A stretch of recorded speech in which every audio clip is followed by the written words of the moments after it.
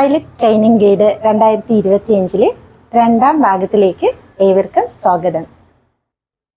ഈ വീഡിയോയിൽ ഞങ്ങൾ ചർച്ച ചെയ്യാൻ പോകുന്നത് ഒരു പൈലറ്റ് ആകാൻ വേണ്ടുന്ന ചെലവുകൾ എങ്ങനെ കണ്ടെത്തും എന്നതിനെക്കുറിച്ചും ഇതിൻ്റെ ജോലി സാധ്യതകളെക്കുറിച്ചും നമുക്ക് ലഭിക്കുന്ന സാലറിയെക്കുറിച്ചുമാണ്. ഈ വീഡിയോയിൽ നിങ്ങൾക്കൊപ്പം ഉള്ളത് പൈലറ്റ് 18 പൈലറ്റ് ട്രെയിനിങ് അക്കാഡമിയുടെ CEO ആയിരിക്കുന്ന ക്യാപ്റ്റൻ ആനന്ദ് കീർത്തി സാറാണ്. Okay sir. അപ്പോൾ ആദ്യമായിട്ട് നമുക്ക് പറയേണ്ടത് ചെലവുകൾ എങ്ങനെ കണ്ടെത്താം എന്നുള്ളതാണ്. ഓക്കെ, അതാണ് ഇതിനകത്തുള്ള ഏറ്റവും പാടായ ഒരു ഇതെന്ന് തോന്നുന്നു. ഓക്കെ, അപ്പോൾ ഞാൻ ഇതിൻ്റെ മുന്നത്തെ വീഡിയോയിൽ പറഞ്ഞിട്ടുണ്ട്, പൈലറ്റ് ട്രെയിനിങ് ചെയ്യാൻ നിങ്ങൾക്ക് ഏകദേശം ഒരു 80 ലക്ഷം രൂപയോളം നിങ്ങളെ ചിലവ് വരും എന്ന് മനസ്സിലാക്കിയിട്ട് ഏതാണ്ട് അത്രയും വരുന്ന ഫണ്ട് കണ്ടെത്തി വച്ചിട്ടേ ഇതിനകത്തോട്ട് ഇറങ്ങാൻ പാടുള്ളൂ എന്ന് ഞാൻ നേരത്തെ ഒരു വീഡിയോയിൽ പറഞ്ഞിട്ടുണ്ട്. ഓക്കെ, അത് ഈ പറയാം 2025 കാര്യമാണ് കേട്ടോ. ചിലപ്പോൾ 2 വർഷം കഴിയുമ്പോൾ ഇതിനേക്കാളും കൂടാം കുറയാം. സാധാരണ എല്ലാം കൂടാറല്ലേ ഉള്ളൂ. കുറയോ എന്ന് വെച്ച് കഴിഞ്ഞാൽ കുറയാനുള്ള സാധ്യത ഉണ്ട്. എന്താണെന്ന് വെച്ച് കഴിഞ്ഞാൽ ഇപ്പോഴത്തെ നമ്മുടെ എയർക്രാഫ്റ്റുകളെല്ലാം ഫ്യൂവൽ ബേസ്ഡ് ആണ്. ഓക്കെ, നമ്മുടെ AVS ആണെന്നുണ്ടെങ്കിലും എന്തെങ്കിലും ഒരു ഫ്യൂവൽ ഒഴിച്ചിട്ട് ഓടുന്ന എയർക്രാഫ്റ്റുകളാണ്. പക്ഷേ നമ്മുടെ ലോകം മൊത്തം നമ്മൾ കണ്ടുകൊണ്ടിരിക്കുന്നതാണ് ഇലക്ട്രിക് വെഹിക്കിൾസിൻ്റെ ഒരു അഡ്വൻറ്റ് കാര്യമായി വരുന്നുണ്ട്. ഒരുപാട് ഇന്നോവേഷൻസ് അത് നടക്കുന്നുണ്ട്. സ്വാഭാവികമായിട്ടും ഏവിയേഷനകത്ത് നടക്കുന്നുണ്ട്. അതിനെപ്പറ്റി കുറച്ചധികം ചെറിയ വീഡിയോകൾ ചെയ്യണമെന്ന് ഞാൻ ആഗ്രഹിക്കുന്നുണ്ട്, ഇലക്ട്രിക് എയർക്രാഫ്റ്റുകളെ പറ്റിയും മറ്റൊക്കെ ആയിട്ട്. അപ്പോൾ അതുകൊണ്ട് തന്നെ ഇലക്ട്രിക് എയർക്രാഫ്റ്റോട് മാറുമ്പോഴേക്കും ഒരുപാട് മെയിൻ്റനൻസിൻ്റെ രീതികൾ മാറും, ഒരുപാട് എക്സ്പെൻസ് അതിനകത്ത് കുറയും. സ്വാഭാവികമായിട്ടും പൈലറ്റ് ട്രെയിനിൻ്റെ കോസ്റ്റ് എനിക്ക് തോന്നുന്നൊരു 4-5 വർഷം കഴിയുമ്പം അതൊരു എൻ്റെ ഒരു വിഷ്വൽ തിങ്കിങ് മാത്രമായിരിക്കാനും സാധ്യതയുണ്ട്. മേ ബി ഒരു 25-30 ലക്ഷം രൂപയ്ക്കകത്ത് ഒതുങ്ങിയാൽ നമുക്ക് തെറ്റ് പറയാൻ പറ്റില്ല. ഓക്കെ, കാരണം വെച്ച് കഴിഞ്ഞാൽ ഇന്നത്തെ ട്രെയിനിങ് നോക്കിക്കഴിഞ്ഞാൽ 50 ലക്ഷം രൂപ ട്രെയിനിങ് ചെയ്യുന്ന സമയത്ത് 15-20 ലക്ഷം രൂപ അടുപ്പിച്ചെങ്കിലും ഫ്യൂവലും മെയിൻ്റനൻസുമായിട്ട് മാത്രം നമുക്ക് മാറ്റി വയ്ക്കണം ഒരു ഫ്ലൈയിങ് ക്ലബിന്, ഒരു കുട്ടിയുടെ കാര്യത്തിൽ. അതേസമയം അതിനകത്തുള്ള 3/4 ഭാഗവും ഈ പറഞ്ഞ കോസ്റ്റിനകത്ത് നമുക്ക് കട്ട് ചെയ്യാൻ പറ്റുമെങ്കിൽ 50 ലക്ഷം എന്നുള്ളത് സ്വാഭാവികമായിട്ടും 25-30 ലക്ഷത്തിലോട്ട് എത്താൻ വലിയ ബുദ്ധിമുട്ടൊന്നുള്ള കാര്യമല്ല. പിന്നെ എയർക്രാഫ്റ്റിൻ്റെ മെയിൻ്റനൻസ് മാത്രമല്ല, അതിൻ്റെ ലൈഫ്, അതിൻ്റെ ഡ്യൂറബിലിറ്റി, ഇങ്ങനത്തെ കുറേ കാര്യങ്ങളിനകത്ത് ഈ EV ആണെന്നുണ്ടെങ്കിൽ, ഇലക്ട്രിക് പവർ ട്രെയിൻ ആണെന്നുണ്ടെങ്കിൽ ഒരുപാട് അഡ്വാൻറ്റേജസ് നമുക്ക് അതിനകത്ത് ഉണ്ടാവും. ഓക്കെ, മെയിൻ്റനൻസ് കാര്യമാണെന്നുണ്ടെങ്കിൽ ഒരുപാട് കാര്യങ്ങളിൽ. കാരണം ഇപ്പോൾ നമ്മുടെ ഒരു ഇലക്ട്രിക് കാറും ഒരു പെട്രോൾ കാറും നമ്മൾ നോക്കിക്കഴിഞ്ഞാൽ ഫ്യൂവൽ മാത്രമല്ല അതിനകത്ത് വരുന്നത്. അതിനകത്ത് ലൂബ്രിക്കേറ്റിംഗ് കമ്പോണൻസ് വരുന്നുണ്ട്, പിന്നെ ഫിൽറ്റേഴ്സ് വരുന്നുണ്ട്, ഇങ്ങനെ ഒരുപാട് സാധനങ്ങൾ പീരിയോഡിക്കായിട്ട് മാറ്റേണ്ട സാധനം. ഇതൊന്നും EVക്കില്ല. ഒരു പാർട്ടി ഇല്ലാന്നുണ്ടെങ്കിൽ അതിനത്രയും മെയിൻ്റനൻസ് ഇല്ലാന്ന് തന്നെയാണ് അർത്ഥം. ഓക്കെ, സ്വാഭാവികമായിട്ടും അതിൻ്റെ എക്സ്പെൻസ് കുറയും. ശരി, ഇനി നമ്മളിപ്പോൾ എക്സ്പെൻസ് കുറയുന്ന കാലത്തിനെ പറ്റിയല്ല നമ്മൾ പറയുന്നത്, നമ്മളിപ്പോഴത്തെ കാര്യമാണ് പറയുന്നത്. ഇപ്പോഴത്തെ കാര്യം ഞാൻ പറഞ്ഞു 80 ലക്ഷം രൂപയോളം ചിലവ് വരുമെന്ന് പറഞ്ഞു. അപ്പോൾ ആ ഫണ്ട് എങ്ങനെ കണ്ടെത്താം എന്നുള്ളതാണ് നമ്മുടെ ഇപ്പോഴത്തെ ക്വസ്റ്റ്യൻ, റൈറ്റ്? ഓക്കെ, അപ്പോൾ പ്രധാനമായിട്ടും നമ്മുടെ കുട്ടികൾ, കേരളത്തിലുള്ള കുട്ടികൾ, ഞാൻ നമ്മുടെ വേറെ ബ്രാഞ്ചുകളെ പറ്റി പറയുന്നില്ല, കാരണം നമ്മുടെ പല ബ്രാഞ്ചുകളുടെ കാര്യം പറയുമ്പോഴേക്കും അവിടെ ഫണ്ടിനൊരു ഷോർട്ടേജ് ഇല്ലാത്ത ഒരു കൂട്ടം ആളുകൾ ഈ ഫീൽഡിലോട്ട് വരുന്ന കാഴ്ച നമ്മൾ കാണുന്നത്. പക്ഷേ കേരളത്തിനെ സംബന്ധിച്ചിടത്തോളം നമ്മുടെ കാര്യത്തിൽ നമ്മുടെ ആവറേജ് ആയിട്ടുള്ള ആൾ, മീൻസ് ഒരു എബോ ആവറേജ് ആയിട്ടുള്ളവരാണ് നമ്മുടെ സ്റ്റുഡൻസായിട്ട് കൂടുതലായിട്ടും വരുന്നത്. അവർക്ക് തന്നെ ഇത്തരം ഒരു ഫണ്ട് കണ്ടെത്തുക എന്നുള്ളത് ഒരു ഹെർക്കൂലിയൻ ടാസ്ക് തന്നെയാണ്. ഓക്കെ, അപ്പോൾ എങ്ങനെയൊക്കെയെന്നുള്ളതാണ് ഞാൻ പറയുന്നത്. ഒന്ന്, എഡ്യൂക്കേഷൻ ലോൺ തന്നെയാണ്. എഡ്യൂക്കേഷൻ ലോൺ എന്ന് പറയുമ്പോൾ 10 ലക്ഷം രൂപയ്ക്ക് മുകളിൽ വരുന്ന ലോണുകൾക്ക് നിർബന്ധമായും കൊളാട്രൽ സെക്യൂരിറ്റി വയ്ക്കണം എന്നാണ് ഇന്നത്തെ എൻ്റെ പരിമിതമായ അറിവിൽ ഞാൻ മനസ്സിലാക്കുന്നത്. ഓക്കെ, അതായത് ഇപ്പോൾ ഒരു 50 ലക്ഷം രൂപ നമുക്ക് ലോൺ വേണമെന്നുണ്ടെങ്കിൽ ഒരു 80 ലക്ഷം രൂപയെങ്കിലും വില വരുന്ന ഒരു പ്രോപ്പർട്ടി നമ്മൾ സെക്യൂരിറ്റി ആയിട്ട് കൊടുക്കണം എന്നാണ്, ബാങ്കിന് കൊടുക്കണം എന്നുള്ളതാണ്. ഓക്കെ, അപ്പോൾ നിങ്ങൾ ചോദിക്കുന്നത്, ഇപ്പോൾ ഈ 80 ലക്ഷത്തിൻ്റെ പ്രോപ്പർട്ടി നമ്മൾ കൊടുത്തെന്ന് വിചാരിക്കുക. നമ്മുടെ കിടപ്പാടല്ല ഞാൻ ഉദ്ദേശിക്കുന്നത്, നമുക്കൊരു എക്സ്ട്രാ പ്രോപ്പർട്ടി ഉണ്ടെങ്കിൽ അതാണ് നിങ്ങൾ കൊളാട്രൽ സെക്യൂരിറ്റി വയ്ക്കുന്നതെന്ന് വിചാരിക്കുക, ഫോർ എക്സാമ്പിൾ. അങ്ങനെയാണെന്നുണ്ടെങ്കിൽ ഇത് ലോൺ കഴിഞ്ഞ് നമുക്ക് തിരിച്ചെടുക്കുന്ന സമയത്ത്, അതായത് എഡ്യൂക്കേഷൻ ലോണിൻ്റെ കാര്യം പറയുമ്പോൾ 9% മുതൽ 11% വരെയൊക്കെയാണ് പലിശ നിരക്ക് നമ്മൾ കാണുന്നത്. ഒരു 10 വർഷം കഴിയുമ്പോഴേക്കും ഈ എമൗണ്ട് ഇരട്ടിയാവും. ഓക്കെ, എന്നാണ് നമ്മളൊരു സ്പെക്കുലേഷൻ പറയുന്നത്. പക്ഷെ അങ്ങനെയല്ല അതിനെ കണക്കാക്കേണ്ടത്. നമ്മൾ EMI അടച്ചുകൊണ്ടിരിക്കുന്നവർ ഇത് കുറഞ്ഞു വരും, എമൗണ്ട് കുറഞ്ഞു വരും. വാട്ടവർ, ഇപ്പോൾ നമ്മൾ ക്ലാസ് കഴിഞ്ഞ്, കോഴ്സ് കഴിഞ്ഞ് 1 ഇയർ കഴിയുമ്പോൾ നമ്മൾ തിരിച്ചടച്ചു തുടങ്ങണം. അല്ല എങ്കിൽ ജോലിയിൽ കയറി 1 മാസം കഴിയുമ്പോൾ തിരിച്ചടച്ച് തുടങ്ങണം. ചില ബാങ്കുകൾ 3 മാസം എന്നൊക്കെ പറയുന്നുണ്ട്. ഓക്കെ, അത് കഴിയുമ്പോഴേക്കും തിരിച്ചടവ് തുടങ്ങണം എന്നുള്ളതാണ് പറയുന്നത്. ഇപ്പോൾ ഒരു 50 ലക്ഷം രൂപ നമ്മൾ ലോൺ എടുക്കുകയാണെന്നുണ്ടെങ്കിൽ ഒരു 55,000 രൂപയോളം നമ്മൾ മാസം EMI അടയ്ക്കേണ്ടി വരും. ഇപ്പോൾ പൈലറ്റുകളുടെ കാര്യത്തിൽ സാലറി തന്നെ സ്റ്റാർട്ടിങ് ഇപ്പോൾ പഴയതുപോലെയൊന്നും അല്ല. ഈവൻ ഗ്രൗണ്ട് സ്കൂൾ ആയാലും ശരി, ഈവൻ ഫ്ലൈയിങ് ക്ലബ്ബുകളായാലും ശരി, ചാർട്ടേഡ് ആയാലും ശരി, സ്റ്റാർട്ടിങ് സാലറി 1 ലക്ഷം രൂപയ്ക്ക് മുകളിൽ എല്ലായിടത്തും ഉണ്ട്. ഓൺ ആവറേജ് നമ്മൾ പോയി കഴിഞ്ഞാൽ എയർലൈൻസ് ആണെന്നുണ്ടെങ്കിൽ 2, 2.5, 3 ലക്ഷം രൂപയാണ് ഇന്ത്യക്കകത്തുള്ള സ്റ്റാർട്ടിങ് സാലറി എന്ന് പറയുന്നത്. സാലറിയെ പറ്റി നേരത്തെ പറഞ്ഞുകൊണ്ട് ഞാനിപ്പോൾ ഒന്ന് ജസ്റ്റ് പറഞ്ഞു പോകുന്നതേ ഉള്ളൂ. അതേസമയത്ത് ഇപ്പോൾ വിദേശത്താണെന്നുണ്ടെങ്കിൽ ഇന്ത്യക്കകത്ത് ഇപ്പോൾ ഒരാൾ ഇതായിട്ട് കയറി പൈലറ്റായിട്ട് ജോലി കയറിഞ്ഞായിരിക്കാം, ഒരു എയർലൈൻസിലാണ് കയറുന്നത്. ഒരു 2-3 വർഷമൊക്കെ ആകുമ്പോഴേക്കും ഈ 2.5 ലക്ഷം എന്നുള്ള 3-4 ലക്ഷത്തിലോട്ട് എത്തും സാലറി. ഓക്കെ, ഒരു 5 വർഷം കൊണ്ട് അവർക്കൊരു 5 ലക്ഷം രൂപ അടുപ്പിച്ചുള്ള സാലറിയിൽ എത്തുന്നു. ഇതാവുമ്പോഴേക്കും അവർക്ക് CPL കഴിഞ്ഞ് അടുത്ത ലൈസൻസാണ് ATPL എന്ന് പറയാം. ഓക്കെ, ATPL ഉള്ള ക്വാളിഫിക്കേഷൻ ആണ്. ATPL ക്വാളിഫിക്കേഷൻ എന്ന് പറഞ്ഞാൽ 1500 hours നമുക്ക് വേണം, എന്നാലാണ് നമുക്ക് ATPL എടുക്കാൻ പറ്റുക. ചിലർ CPL കഴിഞ്ഞ് ഉടനെ തന്നെ ATPL തിയറി പേപ്പേഴ്സ് എഴുതാറുണ്ട്. അത് നമ്മൾ ഫ്രോസൺ ATPL എന്ന് പറയും. അത് കഴിഞ്ഞ് 3 വർഷത്തിനകത്ത് നമ്മൾ ഈ പറഞ്ഞ 1500 hours അക്രൂ ചെയ്താൽ മതി. അങ്ങനെയാണെന്നുണ്ടെങ്കിൽ 1500 കൃത്യമായ 1500 hours പോരാ. കാരണം അതിനകത്ത് നൈറ്റും ക്രോസ് കൺട്രി ഇങ്ങനെ കുറേ ഇതിനകത്ത് വരുന്നതുകൊണ്ട് എറൗണ്ട് ഒരു 2000 hours ആയാലേ റിക്വയർമെൻറ്റിന് വേണ്ട 1500 മണിക്കൂറിനകത്ത് ആവുള്ളൂ. ഓക്കെ, അപ്പോൾ ഒരു 3 വർഷത്തിനകത്ത് തന്നെ അതാവുമ്പോൾ അവർക്ക് റിയൽ ATPLോട്ട് മാറുകയും ചെയ്യും. ഒന്നുകിൽ അങ്ങനെ, അല്ലാന്നുണ്ടെങ്കിൽ നമുക്ക് ഈ അവേഴ്സ് തികഞ്ഞതിന് ശേഷം നമ്മൾ ATPL എക്സാംസ് എഴുതി ATPL എടുക്കാം. ATPL എടുത്തു കഴിഞ്ഞാൽ ഇന്ത്യക്ക് പുറത്തുള്ള ഏത് രാജ്യത്തും നമുക്ക് പൈലറ്റായിട്ട് ജോലിക്ക് കയറാൻ പറ്റും. സ്റ്റാർട്ടിങ് സാലറി പല വിദേശ രാജ്യങ്ങളിലും $10,000 ആണ്. എന്ന് പറയുമ്പോഴേക്കും ഏകദേശം ഒരു 8.5-9 ലക്ഷം രൂപയോളം നമുക്ക് സാലറി കിട്ടും. അത് മാത്രമല്ല, പെർക്സ് നോക്കിക്കഴിഞ്ഞാൽ നമുക്ക് ഇവിടെ കിട്ടുന്നതിനേക്കാളും ഒരുപാട് ഫെസിലിറ്റീസും അവർ കൂടുതൽ പ്രൊവൈഡ് ചെയ്യും. ഇപ്പോൾ ഇന്ത്യയിൽ പൊതുവേ കണ്ടുവരുന്നത് മെഡിക്കൽ എക്സ്പെൻസ്, പിന്നെ including means family medical expense, പിന്നെ ട്രാവൽ അലവൻസുകൾ, ഇങ്ങനത്തെ കുറേ കാര്യങ്ങളാണ്. നമുക്ക് സാലറി എന്ന് പറയുന്നത് ടാക്സ് പോയിട്ട് ബാക്കി എമൗണ്ട് നമുക്ക് സേവ് ചെയ്യാൻ പറ്റും. കാരണം ആ സാലറി കിട്ടും. മറ്റ് ചിലവുകളൊക്കെ കമ്പനി നോക്കുകയും ചെയ്യും. എന്നാൽ അതിനേക്കാളും ഒരുപാട് മെച്ചപ്പെട്ട രീതിയിലാണ് പുറത്തുള്ള പല രാജ്യങ്ങളിലും നമുക്ക് കിട്ടുന്നത്. ഫോർ എക്സാമ്പിൾ, നമ്മൾ ഖത്തർ എയർവേസ് ആയാലും, ഫ്ലൈ ദുബായ് ആണെങ്കിലും, എയർ അറേബ്യ ആണെങ്കിലും, അതിലല്ലാതെ എമിറേറ്റ്സ് ആണെങ്കിൽ, എത്തിഹാദ് ആണെങ്കിൽ, ഇതിലൊക്കെ നല്ല ഒരു പൈലറ്റിൻ്റെ ഒരു ബ്രാൻഡ് വാല്യൂ തന്നെ മാറുകയാണ്. ഓക്കെ, അത് മാറ്റം അവിടെ നിൽക്കട്ടെ. അപ്പോൾ ഇത് എയർലൈൻസിൻ്റെ കാര്യത്തിൽ. അടുത്ത ചാർട്ടേഡിലോട്ട് വരിക. ചാർട്ടേഡിലോട്ടാണെന്നുണ്ടെങ്കിൽ മിക്കവാറും എല്ലാ ചാർട്ടേഡ് പ്രൊവൈഡർമാരും പൈലറ്റുമാരില്ലാത്തതിൻ്റെ ഉള്ളൊരു ബുദ്ധിമുട്ട് അനുഭവിക്കുന്നവരാണ്. സ്വാഭാവികമായിട്ടും എയർലൈൻസിൽ കൊടുക്കുന്നതിനേക്കാളും സാലറി കുറച്ച് കൂടുതലായിരിക്കും ചാർട്ടേഡ് വരുമ്പോൾ. സ്റ്റാർട്ടിങ് സാലറി ഒരു 2.7 മുതൽ അങ്ങോട്ടൊക്കെ ഒരു 3-3.5 വരെയൊക്കെ പോകും. അത് മാത്രമല്ല, ടൈപ്പ് റൈറ്റിംഗ് എന്ന സംഭവമുണ്ട്. ചാർട്ടേഡിൽ ഉപയോഗിക്കുന്നതും ഇതുപോലുള്ള പ്രൈവറ്റ് ജെറ്റുകളായിരിക്കുമല്ലോ, അതിനും ടൈപ്പ് റൈറ്റിംഗ് ചെയ്യണം. ടൈപ്പ് റൈറ്റിംഗ് ചെയ്യുമ്പോൾ അതിൻ്റെ ടൈപ്പ് റൈറ്റിംഗ് കോസ്റ്റ് ഭയങ്കര കൂടുതലാണ്. 40 lakhs 35 lakhs അതിന് മുകളിലോട്ടൊക്കെ വരും. സ്വാഭാവികമായിട്ടും ആ കോസ്റ്റ് പൈലറ്റുമാരെ ബെയർ ചെയ്യാൻ തയ്യാറല്ല. അപ്പോൾ അവർ ചെയ്യുന്നത് 10 വർഷത്തെ ബോണ്ട് അല്ലെങ്കിൽ 12 വർഷത്തെ ബോണ്ട് വെച്ചിട്ട് അവർ തന്നെ ടൈപ്പ് റൈറ്റിംഗ് കൊടുക്കും. കാരണം ഈ 10-40 ലക്ഷം രൂപ നമുക്ക് വേണ്ടി ചിലവാക്കിയിട്ട് നമ്മൾ പിറ്റേ ദിവസം ജോലി കളഞ്ഞിട്ട് പോയപ്പോൾ അവർക്ക് നഷ്ടമാണല്ലോ. സ്വാഭാവികമായിട്ടും ടൈപ്പ് റൈറ്റിംഗ് അവർ തരും. നമ്മൾ ഇത്ര വർഷം വർക്ക് ചെയ്യണം. അതുള്ള ഒരു ക്യാച്ച് എന്താണെന്ന് വെച്ച് കഴിഞ്ഞാൽ, ഒരു എയർലൈൻ പൈലറ്റിനെ പോലത്തെ ഒരു കളർഫുൾ ആയിരിക്കണമെന്നില്ല ഈ പൈലറ്റ് ലൈഫ് എന്ന് പറയുന്നത്. സാലറി ഉണ്ടായിരിക്കും, ബാക്കി ഫെസിലിറ്റീസ് ഉള്ള എല്ലാം ഉണ്ടായിരിക്കും. പക്ഷേ ഫ്ലൈയിങ്ങിൻ്റെ കാര്യത്തിൽ ചിലപ്പോൾ ഒരു ബുദ്ധിമുട്ട് വരാം. ബുദ്ധിമുട്ട് ഇൻ ദ സെൻസ്, ഇപ്പോൾ നമ്മുടെ പൈലറ്റുമാർക്ക് എത്ര സമയം വർക്ക് ചെയ്യാൻ പറ്റും? ഡ്യൂട്ടി എന്ന് പറയുന്നത്, ഡ്യൂട്ടി എന്ന് പറഞ്ഞാൽ ഒരു ദിവസം 8 മണിക്കൂറാണ് ഡ്യൂട്ടി പറയുന്നത്. 8 മണിക്കൂറിനകത്ത് ആക്ച്വൽ ഫ്ലൈയിങ് എന്ന് പറയുന്നത് 4 മണിക്കൂറേ ഉണ്ടാവുള്ളൂ. ഒരു ആഴ്ചയിൽ 35 മണിക്കൂറാണ് ഡ്യൂട്ടി പറയുന്നത് ഫ്ലൈയിങ് ടൈം. ഒരു മാസം 100 മണിക്കൂറാണ് ഡ്യൂട്ടി പറയുന്നത്. ഒരു വർഷം 1000 hours 1000 മണിക്കൂറാണ് ഡ്യൂട്ടി പറയുന്നത്. ഇതാണ് FDTL എന്ന് പറയുന്നത്, ഫ്ലൈറ്റ് ഡ്യൂട്ടി ടൈം ലിമിറ്റേഷൻ എന്ന് പറയുക. മാക്സിമം ഇത്രയും ചെയ്യാം. അപ്പം ഒരു വർഷം 1000 മണിക്കൂർ ആകുമ്പോഴേക്കും എങ്ങനെ ഈ 100 മണിക്കൂർ വെച്ച് കണക്കായി എന്ന് നമുക്ക് തോന്നും. അങ്ങനെയല്ല. ഒരു മാസം മാക്സിമം 100 മണിക്കൂർ ചെയ്യാം, ഒരു വർഷം മാക്സിമം 1000 മണിക്കൂർ ഫ്ലൈ ചെയ്യാം. അപ്പോൾ 100 മണിക്കൂർ ഫ്ലൈ ചെയ്യാന്ന് പറയുമ്പോഴേക്കും എല്ലാ മാസവും 100 മണിക്കൂർ വെച്ച് ഫ്ലൈ ചെയ്ത് 1200 മണിക്കൂറാവും. FDTL ബ്രേക്ക് ആവും. അങ്ങനെ ചെയ്യാൻ പാടില്ല. ഓക്കെ, അപ്പോൾ ഒരു 80-85 വെച്ച് ചെയ്യുക. ഈ 1000-നകത്ത് നിൽക്കണം. ഒരാഴ്ചയിൽ 35 ചെയ്യാം. അങ്ങനെ 4 ആഴ്ച ചെയ്യുമ്പോഴേക്കും അത് 100-ന് മുകളിൽ പോയി. അങ്ങനെ ചെയ്യാൻ പറ്റില്ല.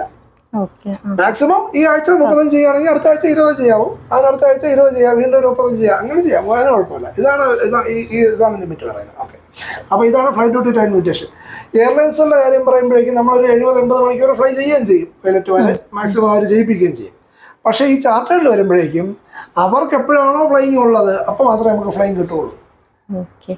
എൻ്റെ സുഹൃത്തുക്കളായിട്ടുള്ള എൻ്റെ സ്റ്റുഡൻസ് ആയിട്ടുള്ള ഒരുപാട് പേര് എന്നോട് പറഞ്ഞിട്ടുള്ള കാര്യമാണ്. ചാർട്ടേഡിൽ വർക്ക് ചെയ്യുന്ന സമയത്ത് ചില മാസങ്ങളിൽ 10 മണിക്കൂർ, 5 മണിക്കൂർ, 4 മണിക്കൂർ, 30 മണിക്കൂർ, 50 മണിക്കൂർ ഇങ്ങനെയൊക്കെയാണ് അവർക്ക് ഫ്ലൈങ് കിട്ടുന്നത്. അതെല്ലാം പക്ക ഇറഗുലർ ആയിരിക്കുകയും ചെയ്യും എന്നാണ് പറയുന്നത്. ഇതിനുള്ള ദോഷം എന്ന് വെച്ച് കഴിഞ്ഞാൽ ഈ നേരത്തെ പറഞ്ഞ 1500 hours എത്തണമെങ്കിൽ ഒരു എയർലൈൻ പൈലറ്റിന് കൃത്യമായ 3-3.5 വർഷം മതി എന്നുണ്ടെങ്കിൽ ഈ ചാർട്ടേഡ് പൈലറ്റിന് ചിലപ്പോൾ അത് 10 വർഷമായിരിക്കും. അവരവരുടെ ഫുൾ കോൺട്രാക്ട് പീരീഡ് കഴിഞ്ഞിറങ്ങിയാൽ ചിലപ്പോൾ ATPL എക്സാം എഴുതാൻ പറ്റുള്ളൂ. ഇങ്ങനെ ഒരു ബുദ്ധിമുട്ടുണ്ട്. പക്ഷേ സാലറി കൂടുതലാണ്. At any point of time അവരൊരു എയർലൈൻ അത്രയും സീനിയോറിറ്റി ഉള്ള എയർലൈൻ പൈലറ്റോട് നോക്കിക്കഴിഞ്ഞാൽ അവരെക്കാൾ ഇവർ സാലറി ഡ്രോ ചെയ്യുന്നുണ്ടായിരിക്കും. പക്ഷേ ഈ ഒരു എക്സ്പീരിയൻസിൻ്റെ കാര്യത്തിൽ കുറവായിരിക്കാം. അങ്ങനെ ഒരു ക്യാച്ച് അതിനകത്ത് വരുന്നുണ്ട്. ഓക്കെ. പിന്നെ അടുത്ത ജോലി സാധ്യത എന്ന് പറയുന്നത് ഇപ്പം ഞാൻ 2 എണ്ണം പറഞ്ഞു. ഒന്ന് എയർലൈൻസ് പറഞ്ഞു, പിന്നെ ഒന്ന് ചാർട്ടേഡ് പറഞ്ഞു. പിന്നെ അടുത്ത ഫ്ലൈയിങ് ഇൻസ്ട്രക്ടേഴ്സ്, ഫ്ലൈയിങ് പഠിപ്പിക്കാൻ. പണ്ടൊക്കെ എന്ന് പറഞ്ഞാൽ കുട്ടികളോട് ചോദിക്കാം, സാർ ഒരു വേക്കൻസി എങ്ങനെയെങ്കിലും ഒപ്പിച്ച് തരുമോ ഫ്ലൈറ്റ് ഇൻസ്ട്രക്ടറായിട്ട് എന്നൊക്കെ ചോദിക്കും. ഇപ്പോഴും നമ്മുടെ ഇവിടെ അഡ്മിഷൻ വരുന്നതിൽ ഒരു 50% പേര് എന്നോട് അങ്ങനെ ചോദിക്കുന്നുണ്ട്. ഈ ചോദിക്കുന്നവരോട് അതേ എന്ന് ഞാൻ പറയുന്നുണ്ട്. അത് കഴിഞ്ഞിട്ട് അവർ ലൈസൻസ് കിട്ടിക്കഴിയുമ്പോൾ ഇങ്ങനെ വേക്കൻസി ഉണ്ട് എന്ന് ഞാൻ പറയുന്നുണ്ട്. അപ്പോൾ അവർ പറയുന്നത് ഇല്ല സാർ, ഞാൻ ഇൻ്റർവ്യൂവിൽ കൊടുത്തിട്ട് നിൽക്കുകയാണ്, അത് മിക്കവാറും ഉടനെ കയറും, അല്ലെങ്കിൽ എയറിൻ്റെ ഉടനെ അത് കയറും, ഇങ്ങനെയാണ് പറയുന്നത്. ഇവരാരെയും കിട്ടുന്നില്ല. ഈ ചോദ്യം ചോദിച്ചവർ പോകുന്നതല്ലാതെ ഈ വേക്കൻസികളുണ്ട് നമ്മൾ റിപ്പോർട്ട് ചെയ്താലും ഇവർക്ക് ആർക്കും വരാനൊരു താല്പര്യമില്ല. പിന്നെ ചിലരുണ്ട്, അവർക്ക് പഠിപ്പിക്കുന്നതാണ് താല്പര്യം, ഇൻസ്ട്രക്ടർ ആവാനാണ് താല്പര്യം. ഇപ്പം എൻ്റെ ഒരു പ്രിയപ്പെട്ട സുഹൃത്തുണ്ട്, എൻ്റെ കൂടെ പഠിച്ച ക്യാപ്റ്റൻ ഷാരിഖ് അലി. പുള്ളി ഇപ്പം രാജസ്ഥാനിലെ ഏവിയാന എന്ന് പറഞ്ഞ ഫ്ലൈയിങ് ക്ലബിൽ CF ആയിട്ട് വർക്ക് ചെയ്യുന്നു. അപ്പോൾ അവനോട് ഞാൻ ഈ ഇടയ്ക്ക് പോയി കണ്ടിരുന്ന ഒരു വീഡിയോ എടുത്തിട്ട് നമ്മുടെ ചാനലിനകത്തതുകൊണ്ട് താൻ. അപ്പോൾ അവനെന്ന് പറഞ്ഞാൽ പഠിപ്പിക്കാനാണ് താല്പര്യം. വേറെ ഓപ്ഷൻ കിട്ടിയാൽ പോകുമെന്ന് ചോദിച്ചു കഴിഞ്ഞാൽ പോകും എന്ന് പറയുമെങ്കിലും 100 ഓപ്ഷൻ വന്നിട്ട് പോകാത്തവനാണ്. ഇങ്ങനെയുള്ള വേറെയും കൂട്ടുകാരെ എനിക്കുണ്ട്. ഒരു ഷിബിൻ ജോണി എന്ന് പറഞ്ഞിട്ട്, പുള്ളി റെഡ് ബേർഡിലാണെന്ന് തോന്നുന്നു ഫ്ലൈയിങ് ക്ലബിൽ. പിന്നെ ഒരു ക്യാപ്റ്റൻ കാസിം കുന്ദൻ, അത് ഈ പറഞ്ഞ ആസാം മണിപ്പൂർ ബേസ്ഡ് പൈലറ്റാണ്. പുള്ളി സ്കൈനെക്സിലെ CFA ആയിരുന്നു, ഇപ്പോൾ വേറെ ഫ്ലൈയിങ് ക്ലബിൽ CFA ആയിട്ട് വർക്ക് ചെയ്യും. അപ്പോൾ ഇങ്ങനെ ഒരുപാട് പേരുണ്ട്. അപ്പോൾ അവർക്ക് പോകാൻ താല്പര്യം ഇല്ല. നമ്മൾ ചോദിക്കുമ്പോൾ പോകാമെന്ന് പറയും, പക്ഷേ അങ്ങനെ പോകാതെ ഇൻസ്ട്രക്ടർ ആവാൻ വേണ്ടി ജനിച്ചത് അങ്ങനെ കുറേ പേരുണ്ട്. അതും ഒരു നല്ലൊരു ഓപ്ഷനാണ്. പക്ഷേ പ്രശ്നം എന്ന് വെച്ച് കഴിഞ്ഞാൽ സ്റ്റാർട്ടിങ് സാലറി കുറവായിരിക്കും. ഫ്ലൈയിങ് ക്ലബുകളിൽ ഇൻസ്ട്രക്ടറായിട്ട് പോകുമ്പോഴേക്കും സ്റ്റാർട്ടിങ് സാലറി ഒരു 1 ലക്ഷം രൂപയോ 1.10, 1.5, 1.25 ഇതൊക്കെ ഉണ്ടാവുള്ളൂ. ഓക്കെ, അതും ഓക്കെയാണ്. മറ്റ് ചിലവുകൾ ഫ്ലൈയിങ് ക്ലബ്ബുകാർ നോക്കുകയും ചെയ്യും. അത് ഓക്കെ ആണെന്ന് അവർക്ക് തോന്നിക്കഴിഞ്ഞാൽ ഓക്കെയാണ്. പക്ഷേ അതിനകത്തുള്ളൊരു ഗുണം എന്താ വെച്ച് കഴിഞ്ഞാൽ ഒരു ഓഫീസ് വർക്ക് പോലെ രാവിലെ പോയിട്ട് വൈകുന്നേരം വരുന്ന അങ്ങനത്തെ വളരെ കൺസിസ്റ്റൻ്റ് ആയിട്ടുള്ളൊരു ജോബാണ്. ഓക്കെ. പിന്നെയുള്ള 1-2 അഡ്വാൻറ്റേജസ് കൂടെ ഞാൻ പറയാം. അതായത് ഇവർ ഹൈ ആൾട്ടിറ്റ്യൂഡ് ഫ്ലൈയിങ് ചെയ്യുന്നില്ല.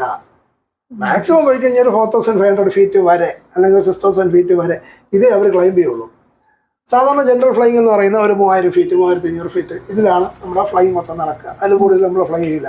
അതേസമയം എയർലൈൻസിൽ എന്ന് പറയുമ്പോൾ 30,000-40,000 ഫീറ്റ് ഹൈറ്റിൽ പോകുന്നു. അത് വലിയ കുഴപ്പമുള്ള കാര്യമല്ല. കാരണം ക്യാബിൻ പ്രഷറൈസ് ചെയ്തിരിക്കുന്നത് 8000 ഫീറ്റിലായിരിക്കും ചെയ്തിരിക്കുന്നത്. അതുകൊണ്ട് അതൊരു വലിയ പ്രശ്നമുള്ള കാര്യമല്ല. ബട്ട് സ്റ്റിൽ അങ്ങനത്തെ ഒരു റുട്ടീനായിട്ടുള്ള പ്രഷറൈസ്ഡ് അൺപ്രഷറൈസ്ഡ് ഇങ്ങനത്തെ ഒരു ഫ്ലൈറ്റ് ആയതുകൊണ്ട് ഉള്ള ബുദ്ധിമുട്ടുകൾ ഉണ്ടായേക്കാം. ഇൻ കേസ് മേ ബി വന്നേക്കാം എന്നുള്ളത്. ഞാനതിനെ പറ്റി ശാസ്ത്രീയമായിട്ടൊന്നും പറയുന്ന ആളല്ല. ബട്ട് സ്റ്റിൽ ഞാനത് ജസ്റ്റ് അത് പറഞ്ഞു എന്നുള്ളൂ.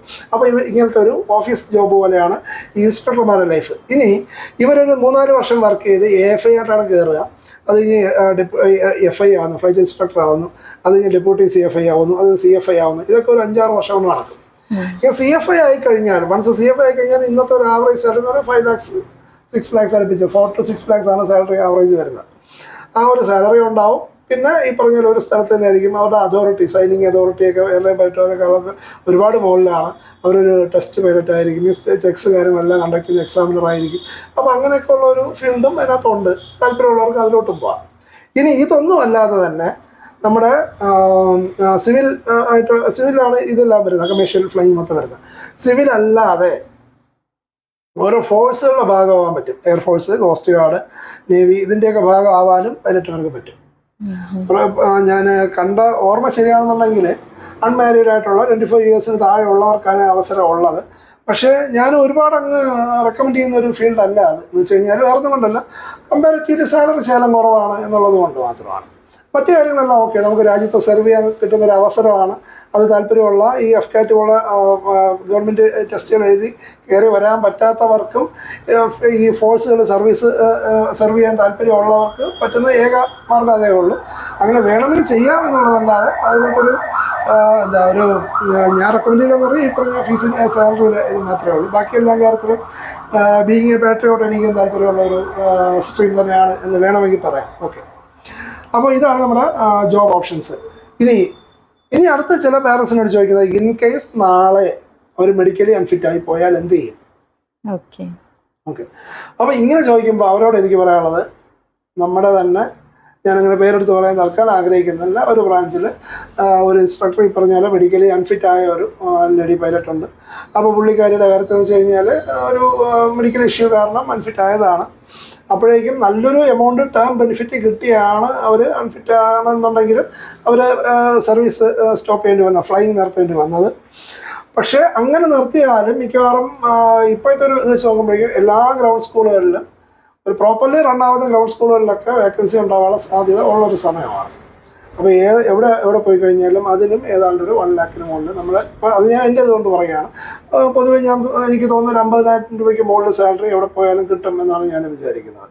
അപ്പോൾ അതുകൊണ്ട് നാളെ മെഡിക്കലി അൺഫിറ്റ് ആയി പോയാലും നാളെ എന്തെങ്കിലും ഇഷ്യൂ വന്നാലും നിങ്ങളുടെ കരിയർ സേഫാണ്. ചിലപ്പോൾ എയർലൈൻസ് പൈലറ്റ് വരെ ഡ്രോ ചെയ്യുന്നത്ര സാലറി കിട്ടില്ലായിരിക്കാം, പക്ഷേ നിങ്ങളൊരിക്കലും ആ ഒരു പേര് പറഞ്ഞ് പട്ടി കിടക്കേണ്ടി വരില്ല. അത് നമുക്ക് അതുകൊണ്ട് ഉറപ്പ് പറയാൻ പറ്റും. ഓക്കെ, വേറെന്തായാലും ചോദിച്ചത്? ഓക്കെ, ഫണ്ട് കണ്ടെത്തുന്നതിനെ പറ്റിയുള്ള ഒരു കാര്യം. Okay, back to fund. അപ്പോൾ ലോൺ എടുക്കാൻ പറ്റും എന്ന് ഞാൻ പറഞ്ഞു. ഇനി ഇതിനകത്തുള്ളൊരു പ്രശ്നം കൂടെ ഞാൻ പറയാം. ഇപ്പം ലോൺ എടുത്താണ് നിങ്ങൾ പഠിക്കുന്നതെന്ന് വിചാരിക്കുക. ഓക്കെ, ഉദ്ദേശിച്ച പോലെ സമയത്തിന് എന്തെങ്കിലും കാര്യം ചെയ്യാൻ പറ്റിയില്ല എന്ന് വിചാരിക്കുക. ഓക്കെ, അങ്ങനെയാണെന്നുണ്ടെങ്കിൽ ഇപ്പോഴത്തെ ഒരു അവസ്ഥയിൽ എനിക്ക് ഏതാണ്ടൊരു 90% എനിക്ക് ഷുവറായിട്ട് പറയാൻ പറ്റും, നിങ്ങൾ ഉറപ്പായിട്ടും you will land in N airlines എന്ന് എനിക്ക് പറയാൻ പറ്റും. ഒരു എയർലൈൻസ് ജോലി നിങ്ങൾ എന്തായാലും എത്തും. ഇനി അഥവാ അല്ലാണ്ട് ഈ പറഞ്ഞ ചാർട്ടേഡിലെത്തും. അതും പറ്റില്ല, നിങ്ങൾ ഗ്രൗണ്ട് ഇൻസ്ട്രക്ടർ ആവും, ഇത് അല്ലെങ്കിൽ ഒരു ഫ്ലൈറ്റ് ഇൻസ്ട്രക്ടർ ആവും. ഇത് എനിക്ക് 4 ഓപ്ഷൻസ് എനിക്ക് പറയാൻ പറ്റും. നമ്മുടെ കുട്ടികളുടെ കാര്യത്തിലാണെങ്കിൽ എനിക്കതൊരു ഗ്യാരണ്ടി ആയിട്ട് തന്നെ പറഞ്ഞ് അവർക്ക് ജോലി വാങ്ങിച്ചു കൊടുക്കാനും ഇപ്പോഴത്തെ ഒരു അവസ്ഥയിൽ കഴിയുമെന്നാണ് എൻ്റെ ഒരു അഹങ്കാരം എന്ന് പറയാൻ പാടില്ലല്ലോ, ആത്മവിശ്വാസം കേട്ടോ. ഓക്കെ, പക്ഷേ ഇൻ കേസ് എന്തെങ്കിലും ഒരു ബുദ്ധിമുട്ടുണ്ടായെന്ന് വിചാരിക്കുക. അങ്ങനെയാണെന്നുണ്ടെങ്കിൽ ഈ പറഞ്ഞ ലാൻഡിൻ്റെ മുകളിലുള്ള ബർഡൻ നമുക്ക് കൂടി വരും ആണല്ലോ. അത് നമുക്ക് സ്ട്രെസ് ഉണ്ടാവുകയും ചെയ്യും, പാരൻസിനും സ്ട്രെസ് ഉണ്ടാക്കാൻ സാധ്യതയുണ്ട്. അങ്ങനെ വിചാരിക്കുന്ന സ്റ്റുഡൻസ് ഉണ്ടെങ്കിൽ നിങ്ങൾക്ക് ഡിസ്പോസ് ചെയ്യാൻ പറ്റുന്ന, സെയിൽ ചെയ്യാൻ പറ്റുന്ന ഒരു പ്രോപ്പർട്ടി ഉണ്ടെന്നുണ്ടെങ്കിൽ അത് സെയിൽ ചെയ്താൽ ആ ഒരു എമൗണ്ട് നിങ്ങൾ FD അങ്ങനെ എന്തെങ്കിലും ആക്കിയിട്ട് പിന്നെ ഇതിലോട്ട് വരുന്നതായിരിക്കും കുറച്ചുകൂടെ നല്ലത്. ലോണിന്റെ ഒരു ബട്ടൺ നമുക്ക് താല്പര്യം ഇല്ല എന്നുണ്ടെങ്കിൽ ഇൻട്രസ്റ്റും കാര്യം കൂടി കൊടുക്കും. പിന്നെ ഇൻട്രസ്റ്റ് കൊടുക്കുമ്പോൾ വേറെ കാര്യമുള്ളത്, 10 വർഷം കഴിയുമ്പോഴേക്കും ഇൻഫ്ലേഷൻ കാരണം മണിയുടെ വാല്യൂ പകുതിയാവും. ഇന്നത്തെ 50,000 എന്ന് പറയുന്നത് 10 വർഷം കഴിയുമ്പം ഇന്നത്തെ 25,000 വാല്യൂ ഉള്ളൂ. ഇപ്പം ചിലർ പറയും ഇപ്പം വീട് വയ്ക്കുന്ന കാര്യത്തിൽ 1 കോടി രൂപ വീട് വയ്ക്കാൻ ലോൺ അടച്ചു തീർക്കേണ്ടി വരും. ഇന്ന് നമുക്ക് കാണുന്ന 1 കോടിയുടെ വലിപ്പം ആയിരിക്കില്ല 20 വർഷം കഴിയുമ്പോൾ. 20 വർഷം കഴിയുമ്പം ഇന്നത്തെ 25 ലക്ഷത്തിൻ്റെ വില അന്ന് ഈ പറഞ്ഞ 1 കോടിക്ക് ഉണ്ടാവുകയുള്ളൂ. അതുകൊണ്ട് അതൊരു വലിയ കാര്യമല്ല. ബട്ട് സ്റ്റിൽ ലോൺ എന്നുള്ള ബട്ടൺ നമുക്ക് പറ്റില്ല എന്നുണ്ടെങ്കിൽ ഇങ്ങനെയും ചെയ്യാം. ലോണ് നിങ്ങൾക്ക് കിട്ടും, പ്രോപ്പർട്ടി ഉണ്ടെന്നുണ്ടെങ്കിൽ ലോൺ നമുക്ക് എടുക്കാൻ പറ്റും. ആ ലോൺ നിങ്ങൾക്ക് തിരിച്ചടയ്ക്കാനുള്ള വഴികളും ഞാൻ പറഞ്ഞു. ബട്ട് സ്റ്റിൽ എന്നാലും നിങ്ങൾക്ക് ലോൺ എന്നൊരു സംഗതി വേണ്ടാന്നുണ്ടെങ്കിൽ ഒരു പ്രോപ്പർട്ടി ഡിസ്പോസ് ചെയ്യുക, എന്നിട്ട് ആ എമൗണ്ട് വെച്ചിട്ട് ഫ്ലൈ ചെയ്യുന്നതായിരിക്കും കുറേ കൂടെ ഒരു മൈൻഡിന് നമുക്ക് കുറച്ചുകൂടെ ഒരു കംഫർട്ടബിളായിട്ട് ഫ്ലൈ ചെയ്യാൻ കുറച്ചുകൂടെ നല്ലത് എന്ന് ഞാൻ വിശ്വസിക്കുന്നുണ്ട്. അപ്പോൾ ഇതാണ് ഫണ്ട് കണ്ടെത്താൻ പറ്റുന്ന വഴി. പിന്നെ സാലറിയുടെ കാര്യം ഞാൻ നേരത്തെ പറഞ്ഞു. ഓക്കെ, പിന്നെ പറയുന്നത് നമ്മുടെ ഡ്യൂട്ടി സമയത്തിൻ്റെ കാര്യം ഞാൻ പറയുന്നത്. ഡ്യൂട്ടി സമയം ഞാൻ നേരത്തെ പറഞ്ഞു 8 മണിക്കൂർ നമുക്ക് ഡ്യൂട്ടി ടൈം വരും. 4 hours അതിനകത്ത് ഫ്ലൈങ് വരുമെന്ന് പറഞ്ഞു. 35 മണിക്കൂർ ഒരാഴ്ചത്തെ ഫ്ലൈങ് വരണമെന്ന് പറഞ്ഞു. മാക്സിമം ഒരു 100 മണിക്കൂർ ഒരു മാസം ഫ്ലൈ ചെയ്യാൻ പറ്റുമെന്ന് പറഞ്ഞു. മാക്സിമം 1000 hours വരെ ഒരു വർഷം ഫ്ലൈ ചെയ്യാൻ പറ്റുമെന്ന് പറയും. ഇതാണ് നമ്മുടെ എയർലൈൻസിന് പൊതുവെ പറയുന്ന ഡ്യൂട്ടി ടൈം, FDTL എന്ന് പറയും. ഏതാണ്ട് ഇതുമായിട്ട് കോംപ്രിഹെൻഡ് ചെയ്യുന്ന രീതിയിലാണ് ഫ്ലൈങ് ഇൻസ്ട്രക്ടേഴ്സിൻ്റെ ഡ്യൂട്ടി ടൈം വരുന്നത്. ഇതിന് ആസിറ്റീസ് തന്നെയാണ് ചാർട്ടേഡിൽ വരുന്നത്. ഗ്രൗണ്ട് ക്ലാസ്സുകളുടെ കാര്യം പറയുമ്പോഴേക്കും നിങ്ങൾക്ക് തന്നെ അറിയാം, ഒരു ദിവസം കൂടി പോയി 2 ബാച്ചിൻ്റെ ക്ലാസ് എടുക്കാനായിരിക്കും ഇൻസ്ട്രക്ടേഴ്സ് പോവുക. ഒരു 2, 2.5, 3 മണിക്കൂർ വരുന്ന 2 ബാച്ച് മാക്സിമം. അത്രയും ഉണ്ടാവില്ല, ഒരു ബാച്ച് മെയിനായിട്ട് ഉണ്ടാവും. പിന്നെ ചിലപ്പോൾ ഒരു സബ് ബാച്ചായിട്ട് 1 hour 2 hours അങ്ങനെ എന്തെങ്കിലുമൊക്കെ ഉണ്ടാവുള്ളൂ. ഇതാണ് നമ്മുടെ ഡ്യൂട്ടി ടൈമിൻ്റെ കാര്യം പറയുമ്പോൾ. പിന്നെ ഇതിനകത്ത് നമുക്ക് പറയാനുള്ളത് ഡ്യൂട്ടി ടൈം പോലെ തന്നെ നമ്മുടെ റെസ്റ്റിനെ പറ്റി നമ്മൾ പറയണം.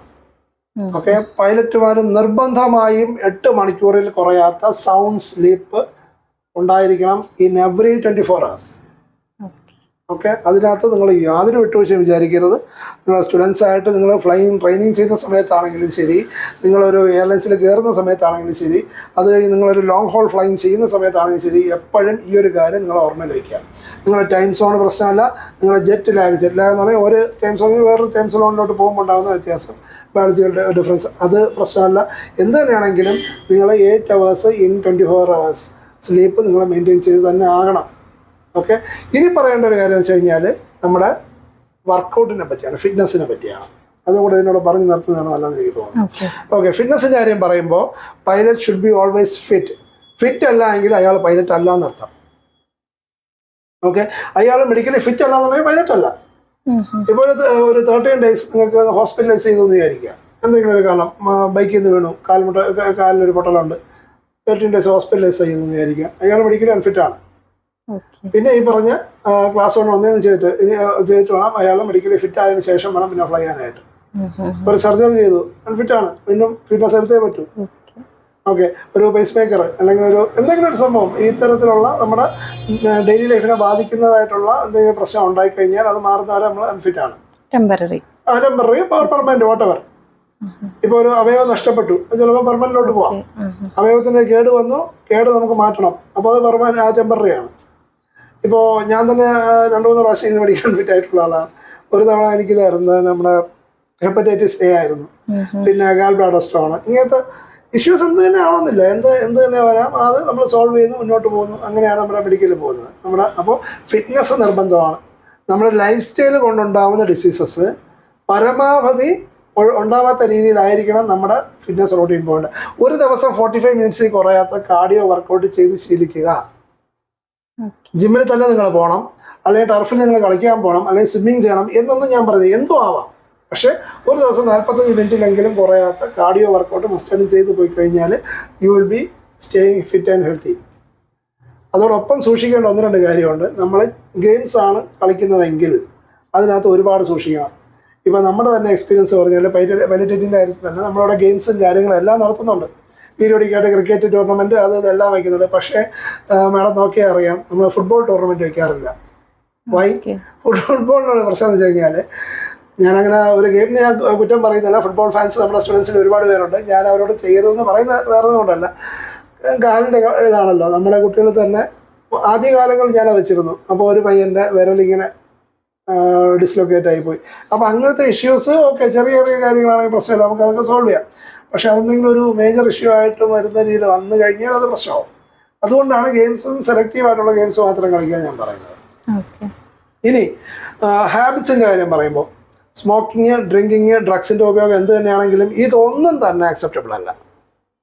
അത് നിങ്ങൾ പഠിക്കാൻ വരുമ്പോഴായാലും ശരി, നിങ്ങൾ ഫ്ലൈയിങ് ചെയ്തുകൊണ്ടിരിക്കുന്ന സമയത്തായാലും ട്രെയിനിങ് ചെയ്യുന്ന സമയത്താണെങ്കിൽ ശരി, നിങ്ങൾ ജോബിൽ കയറി if you are working as a pilot for some airlines or some company, അപ്പോഴാണെന്നുണ്ടെങ്കിൽ ശരി ഇതൊന്നും ചെയ്യരുത് എന്ന് തന്നെ ഞാൻ പറയുള്ളൂ.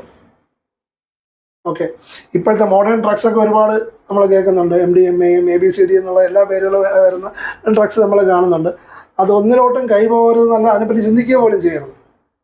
Due to 2 reasons.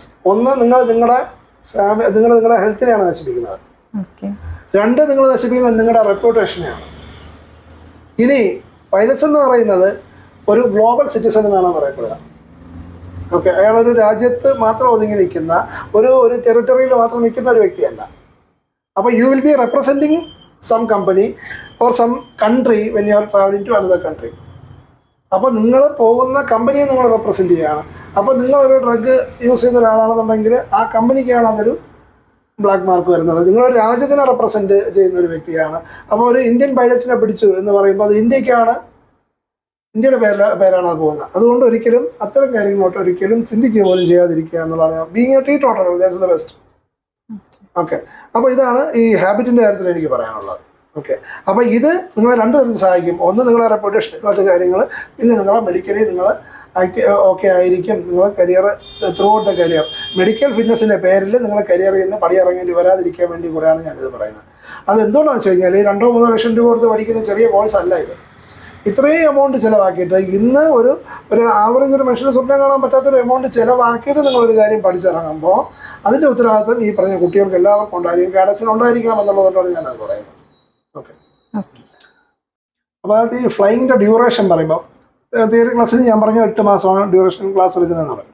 അടുത്ത് ഫ്ലൈയിങ് വരുമ്പോഴേക്കും അതിനകത്തൊരു ഇതുണ്ട്. അതായത് ഫ്ലൈയിങ് എല്ലാ ഫ്ലൈയിങ് ക്ലബ്ബുകളിലും ഒരേ സമയം കൊണ്ടല്ല കംപ്ലീറ്റ് ചെയ്യുന്നത്. ഇപ്പം ചില ഫ്ലൈയിങ് ക്ലബ്ബുകളിൽ ഫീസ് കൂടുതലായിരിക്കാം. ഫീസ് കൂടുതലാകുമ്പോഴേക്കും സ്വാഭാവികമായിട്ട് എന്ത് സംഭവിക്കും? കുട്ടികളുടെ എണ്ണം കുറവായിരിക്കും. അപ്പോഴേക്കും അവിടെ പെട്ടെന്ന് ഫ്ലൈയിങ് കംപ്ലീറ്റ് ചെയ്യും. 4 മാസം 5 മാസം 6 മാസം കൊണ്ടൊക്കെ ഫ്ലൈയിങ് കംപ്ലീറ്റ് ചെയ്യാൻ പറ്റും. ചില ഫ്ലൈയിങ് ക്ലബ്ബുകളിൽ ഫീസ് കുറവായിരിക്കും. സ്വാഭാവികമായിട്ടും കുട്ടികളുടെ എണ്ണം അവിടെ കൂടുതലായിരിക്കും. അപ്പോഴേക്കും ഫ്ലൈയിങ് തീരാൻ സമയമെടുക്കും. 1 വർഷം 1.5 വർഷമൊക്കെ സമയമെടുക്കും. എന്ത് തന്നെയാണെങ്കിലും ഞാൻ റെക്കമെൻഡ് ചെയ്യുന്നത് ഒരു കുട്ടി 1 വർഷമെങ്കിലും എടുത്തേ ഫ്ലൈയിങ് കംപ്ലീറ്റ് ചെയ്യാവൂ. ഓക്കെ. അതിന്റെ കാരണം അതിപ്പോൾ 2 തരത്തിൽ പറയാം. ഒന്ന്, ഇപ്പോൾ എഞ്ചിനീയറിംഗ് കഴിഞ്ഞ് ഒരു 26, 27, 30, 35 വയസ്സിൽ പഠിക്കാൻ വരുന്ന ഒരാളാണെങ്കിൽ എത്രയും പെട്ടെന്ന് ഫ്ലൈയിങ് ചെയ്യുന്നതാണ് നല്ലത്.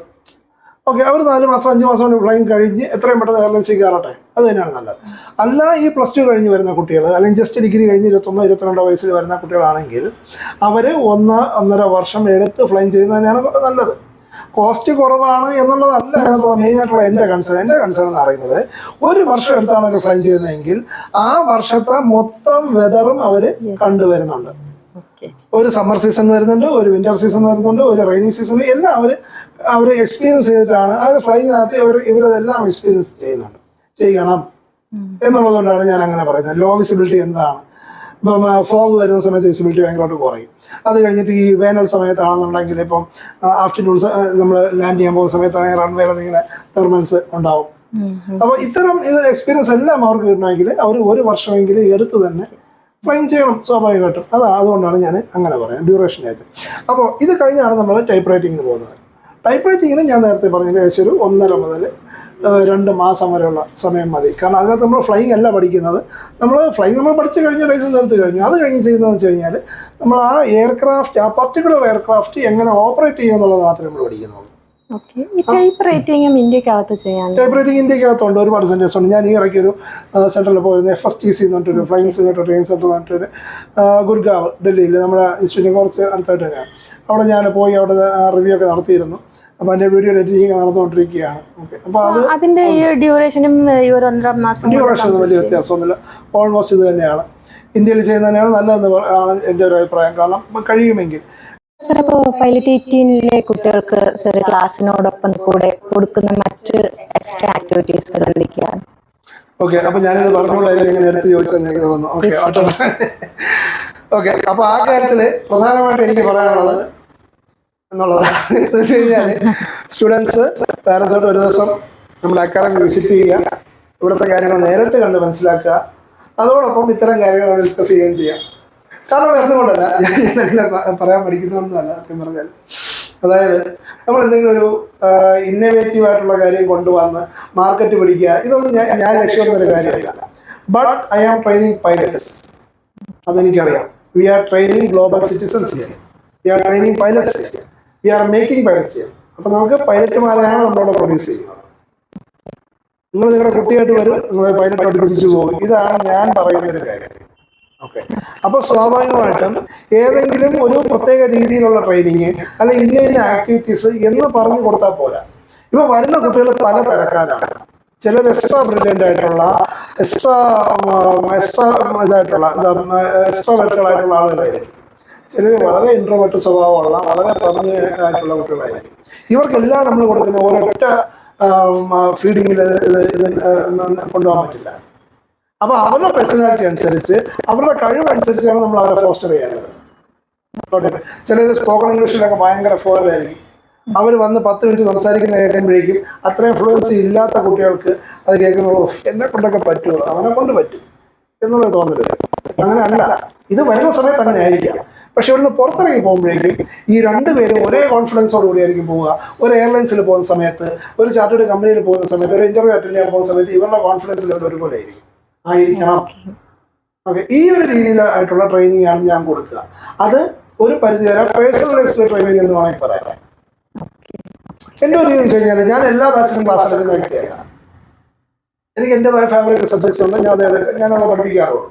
അപ്പോൾ എല്ലാ കുട്ടികളെയും പറ്റി ഇങ്ങനെ എങ്ങനെ മനസ്സിലാക്കും, അപ്പോൾ അവർക്ക് എന്ത് കൊടുക്കും എന്നൊക്കെ വേണം ചോദിക്കും. അങ്ങനെയല്ല, അവർക്ക് എല്ലാ ആഴ്ചയിലും ഒരു തവണയെങ്കിലും ഞാൻ ഈ ക്ലാസ്സിൽ അറ്റൻഡ് ചെയ്യും, അല്ലെങ്കിൽ ഞാൻ ഈ ക്ലാസ്സിൽ ക്ലോസ് ആയിട്ട് മോണിറ്റർ ചെയ്യുകയും ചെയ്യും.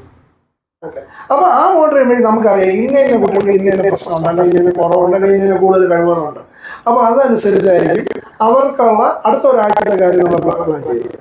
ചിലപ്പോൾ അടുത്തൊരു മൂന്നാഴ്ചക്കുള്ള കാര്യങ്ങൾ ഞാൻ പ്ലാൻ ചെയ്യുന്ന അങ്ങനെയായിരിക്കും. അതനുസരിച്ചായിരിക്കും അവർക്കുള്ള കാര്യങ്ങൾ കൊടുക്കുക. പിന്നെ ജനറിക്കായിട്ട് എല്ലാ കുട്ടികളെയും കുട്ടികളെ കൊടുക്കുന്ന ചെറിയ ചെറിയ സർട്ടിഫൈഡ് പ്രോഗ്രാംസ് നമുക്ക് ഇതിനോട് ഉണ്ട് താൻ. അതും ഞാൻ ബാലൻസ് വരുമ്പോൾ അവരോട് നേരിട്ട് സംവദിക്കാനാണ് ആഗ്രഹിക്കുന്ന ഒരു കാര്യം. ഓക്കെ, പലരും കേട്ട് ഇങ്ങനെ കോപ്പി കേട്ടായിട്ട് ഒരുപാട് പേര് തുടങ്ങി ആ മാർക്കറ്റിനൊരു ഇല്ലാതാക്കുന്ന രീതിയിൽ, അല്ലെങ്കിൽ ഒരു കരിയറിനെ വന്ന് ഡിസ്ട്രക്ട് ചെയ്യുന്ന രീതിയിൽ അതിലോട്ട് പോകണമെന്ന് ഞാൻ വിചാരിക്കുന്നത്. അതുകൊണ്ട് തന്നെ അതങ്ങനെ എക്സ്പോസ് ചെയ്ത് പറയുന്നതിനോട് എനിക്കൊരു താല്പര്യമുണ്ട്. ഓക്കെ, അപ്പോൾ എന്ത് തന്നെയാണെന്നുണ്ടെങ്കിലും ഒരു പൈലറ്റായിട്ട് ഒരു കുട്ടിയെ ഇറക്കാൻ വേണ്ട എല്ലാവിധ കാര്യങ്ങളും ചെയ്തു തന്നെയാണ് നമ്മൾ ഒരു കുട്ടിയെ നമ്മൾ പുറത്തിറക്കുന്നത്.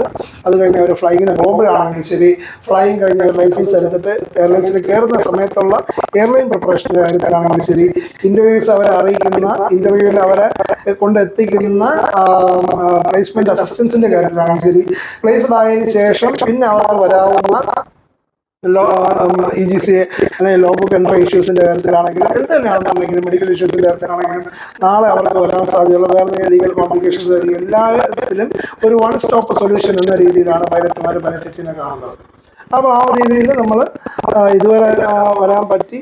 ഇനിയും അങ്ങോട്ട് നിങ്ങളുടെയും പ്രാർത്ഥനയുടെ ഇതനുസരിച്ച് നമുക്ക് ഇനിയും അങ്ങനെ മുന്നോട്ട് പോകാൻ പറ്റുമെന്ന് ഞാൻ വിചാരിക്കുന്നു. അങ്ങനെ ന്യായീകരിക്കാൻ പറ്റുമെന്നുള്ള പ്രതീക്ഷയോടുകൂടി നമുക്ക് ഈ ടോക്ക് നമുക്ക് സമയമായി എന്ന് വിചാരിക്കുന്നു. അതെ, ഈ വീഡിയോയെ കുറിച്ചുള്ള നിങ്ങളുടെ അഭിപ്രായങ്ങളും നിങ്ങളുടെ സംശയങ്ങളും ഞങ്ങൾ കമൻ്റായി അറിയിക്കുക.